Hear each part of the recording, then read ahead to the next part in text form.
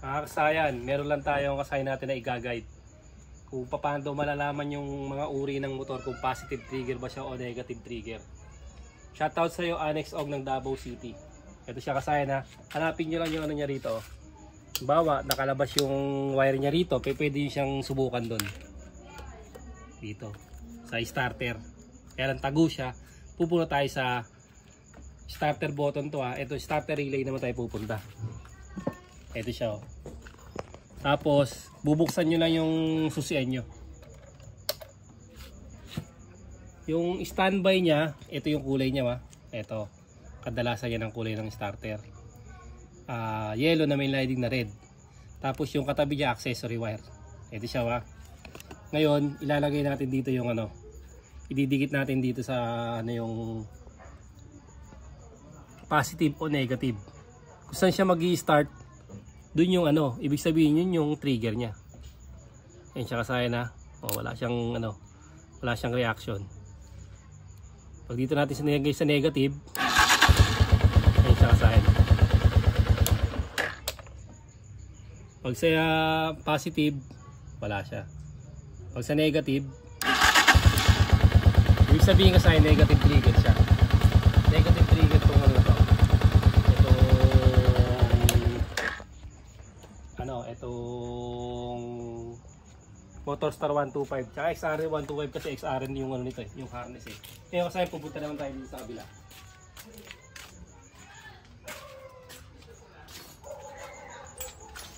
Tsaka tayo na ito yung starter relay nya. Ito yung starter relay ha. Ito. Siya pag binuksan natin itong standby nya,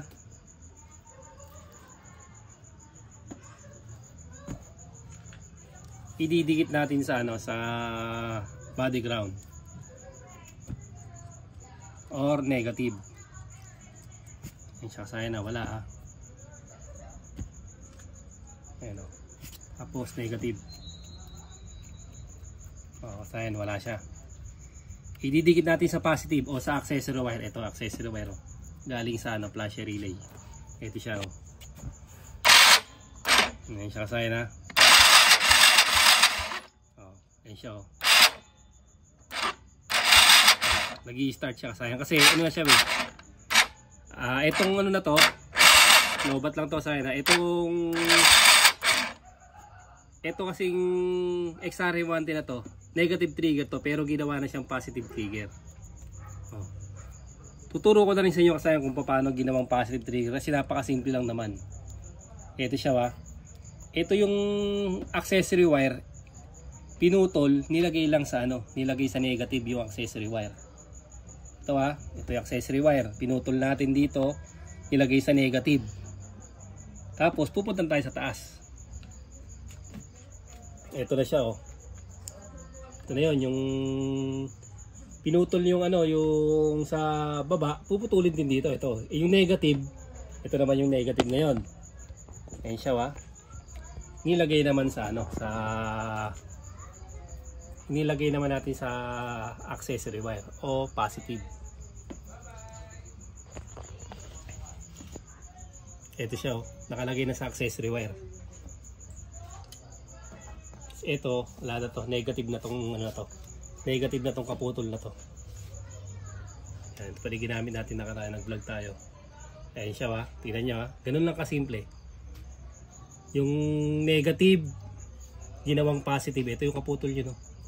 Tapos yung positive, ginawang negative. Tapos yung negative, ginawang positive. Ngayon, paano kung dito ako magte-testing?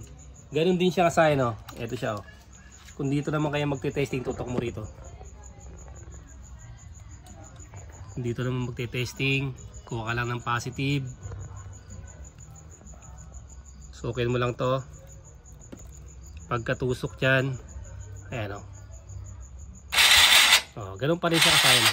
Lobat siya kasaya, tignan mo. Lobat lang yan kasaya na. Kaya wala na rin tangga. Ibig sabihin yan kasaya, nag-i-spark na ng starter yan. Ganun lang kasaya na, nakuha nyo rin yung ano, yung paglipat. Etong nasa may taas, yung negative, gawin yung positive. Tapos yung itong positive, gawin yung negative. Ibig sabihin na bago na kagad yung ano niya, nabago na kagad yung trigger niya. Naging positive trigger na siya. Negative trigger to positive trigger. Ganun lang kasayan yung pag-test ha. Ganito lang gagamitin nyo ha. O, yung pag-test natin, simpleng-simple. Ito may gas pa to. Simpleng-simpleng pag-test lang ha. Ilagay nyo lang sa may ano, starter standby. Tapos, buksan nyo yung susian. Pag nilagay nyo sa kung saan siya i-start o magbubukas yung starter niya, yun ang trigger niya. Negative trigger siya. O, sayang, ganun lang ha. Ganun lang kasimple. Sana yung nakatulog to kay Ariel Ong ng Davao City. Hanggang dito lang mga kasayan. Salamat sa panonood.